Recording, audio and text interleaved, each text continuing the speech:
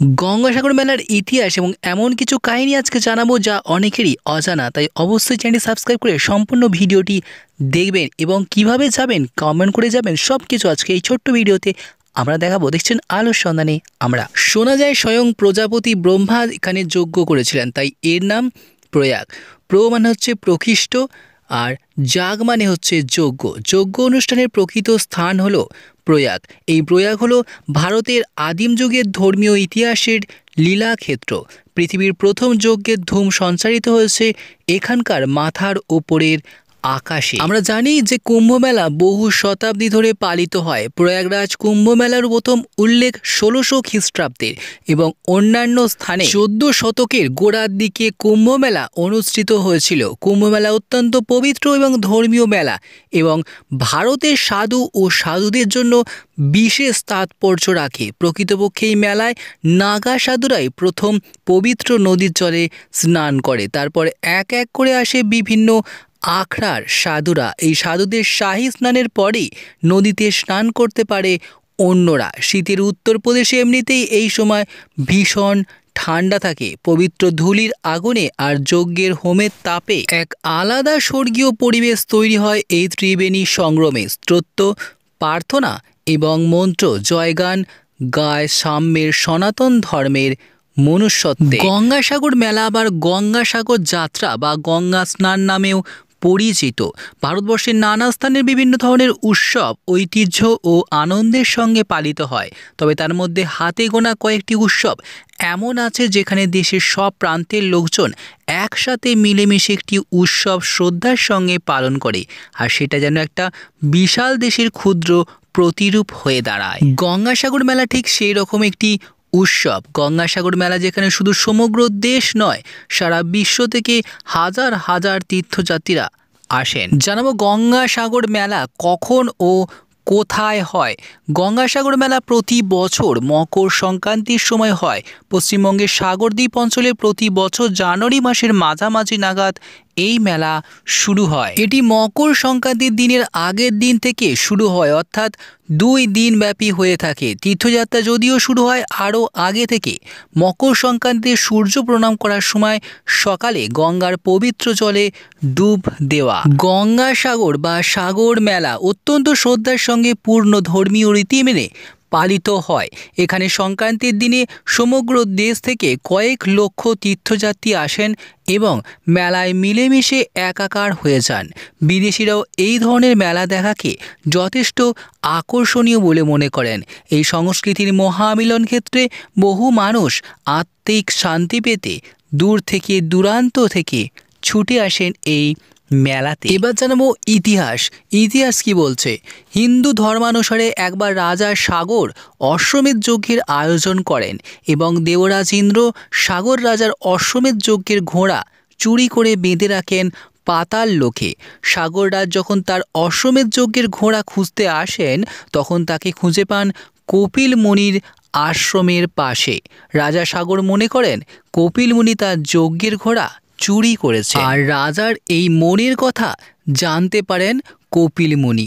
কপিল মুনি তার যজ্ঞের ঘোড়া চুরি করেছেন এই কথা জানতে পেরে কিন্তু রেগে যান কপিল মুনি, রাজাকে ভস্মীভূত করে দেন সঙ্গে সঙ্গে। এরপর রাজা সাগরের বংশের পরবর্তী প্রজন্ম ভাগীরথ মহাদেবের আরাধনা করেন এবং তাকে সন্তুষ্ট করে গঙ্গাকে স্বর্গ থেকে মর্তে নিয়ে আসেন। গঙ্গা সেই পবিত্র জলস্পর্শে সাগর বংশের ভস্মীভূত সন্তানরা নিজেদের জীবন ফিরে পান এবং তারা নির্দ্বিধায় স্বর্গে গমন করেন। সেই থেকে এই গঙ্গাসাগর মেলায় দেশের বিভিন্ন প্রান্ত থেকে পুণ্যার্থীরা হাজির হন। বলা হয় গঙ্গাসাগরে ডুব দিলে সমস্ত পাপ ধুয়ে তারা স্বর্গে যেতে পারবেন বলে মনে করছেন।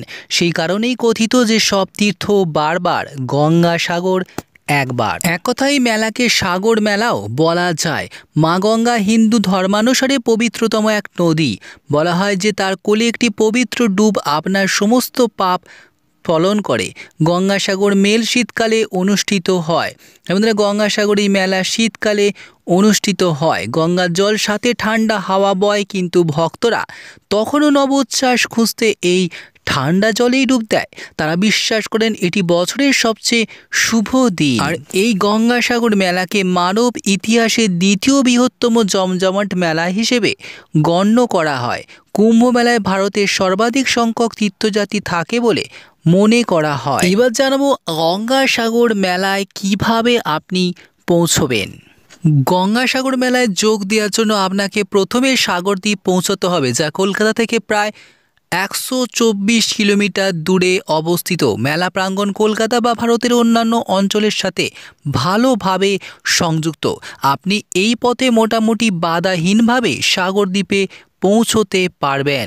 দেশের বিভিন্ন প্রান্ত থেকে অসংখ্য ট্রেন হাওড়া স্টেশনের সাথে সংযোগ করেছে, তাই হাওড়া স্টেশনে পৌঁছতে সমস্যা হওয়ার কথাই নয়। প্রচুর স্টেট ট্রান্সপোর্ট কর্পোরেশন বা এমনকি ব্যক্তিগত পরিবহন অপারেটর রয়েছে, যারা আপনাকে গন্তব্যে নিয়ে যেতে পারে যদি আপনি হাওড়া স্টেশন বা কলকাতার এসপ্ল্যানেডে পৌঁছান। বাস অথবা গাড়িতে কীভাবে যাবেন জানিয়ে দেব এক্ষুনি। কলকাতা থেকে গঙ্গাসাগরের যাত্রাপথ বেশ দীর্ঘ। প্রথমে বাবুঘাট থেকে কাকদ্বীপ যাওয়ার বাস ধরতে হবে, অথবা এসপ্ল্যানেড বাস টার্মিনাল থেকে কাকদ্বীপ যাওয়ার বাস পেতেও পারেন। সময় লাগবে প্রায় 3 ঘন্টা। সেখান থেকে মুড়িগঙ্গা নদী নৌকা বা লঞ্চে পেরিয়ে পৌঁছবেন কচুবেড়িয়া। কচুবেড়িয়া থেকে গঙ্গাসাগর যাওয়ার বাস বা গাড়ি পাওয়া যায়। সময় লাগে প্রায় 1 ঘন্টা। ট্রেনে কিভাবে যাবেন? আপনি শিয়ালদা থেকে রেলপথেও যাত্রা করতে পারেন। সেক্ষেত্রে আপনাকে শিয়ালদা থেকে কাকদ্বীপ বা নামখানা পৌঁছতে হবে। তবে এই রেলপথ দেশের বাকি অংশের থেকে বিচ্ছিন্ন। আপনি যে স্টেশন থেকে যাত্রা শুরু করুন না কেন, সাগরদ্বীপ পৌঁছতে ট্যাক্সি, বাস ও নৌপথে আপনাকে যেতেই হবে। এবার জানাবো বায়ুপথ। কলকাতার দমদমে নেতাজি সুভাষচন্দ্র বসু আন্তর্জাতিক বিমানবন্দরে অবতরণ করুন। এরপরে সড়কপথের জন্য একই পদ্ধতি অনুসরণ করা যেতে পারে। সবচেয়ে বড় কথা হলো গঙ্গাসাগর পৌঁছানোর জন্য পশ্চিমবঙ্গ সরকারের হেলিকপ্টার পরিষেবাগুলো পরিচালনা করে। এবার জানাবো গঙ্গাসাগর মেলার সময় কোথায় থাকবেন।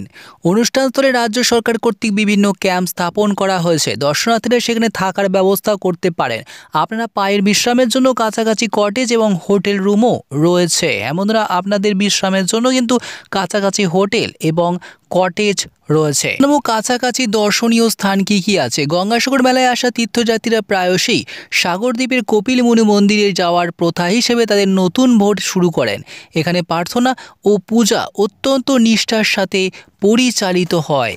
একটু আগে বুকিং যদিও আবশ্যক, তবে এই স্থানগুলি ছাড়াও আপনি মেলার মাঠ, সমুদ্র সৈকত, সাগর মেরিন পার্ক, সাগর বাতিঘর এবং বন্দর, Ramakrishna mission Ashram, Sushama Debi Chaudhurani marine biological research institute, Chimaguri mud flat দেখতে পারেন। 1 বা 2 দিনের জন্য আপনার ছুটি বাড়াতে পারেন, তবে আপনি এই জায়গার প্রাণবন্ত উচ্ছলতা অনুভব করতে পারবেন। কলকাতার কাছাকাছি দেখার জন্য অনেকগুলি ভালো জায়গা যেমন মৌসুমী দ্বীপ, বকখালি ইত্যাদিও রয়েছে।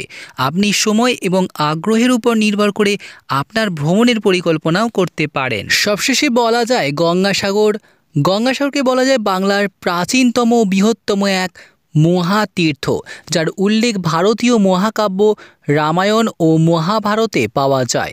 প্রাচীন লোককথা অনুযায়ী গঙ্গাসাগরে কপিল মুনির মন্দির প্রথম প্রতিষ্ঠা করেন রানী সত্যভামা এবং 1437 খ্রিস্টাব্দে মন্দিরের বর্তমান আরাধ্য মূর্তিটি প্রতিষ্ঠা করেন স্বামী রামানন্দ। এ এক মহান ঐতিহ্য, যার আলোতে লক্ষ লক্ষ ভক্তের সমাগমে আজও জ্বলজ্বল করছে। আপনি গঙ্গাসাগর মেলায় প্রজ্বলিত প্রদীপ এবং জপ মন্ত্রের দৃশ্য কখনো ভুলতে পারবেন না। মনে হবে আপনার আত্মা মোক্ষ লাভ করেছে এবং আপনি পুনরুজ্জীবিত হয়েছেন। দেখছেন আলোর সন্ধানে। আমরা আশা করি ভিডিওটি আপনাদের ভালো লেগেছে। যদি ভালো লেগে থাকে অবশ্যই চ্যানেল সাবস্ক্রাইব করে সঙ্গে থাকবেন এবং কমেন্টে অবশ্যই আমাদের জানিয়ে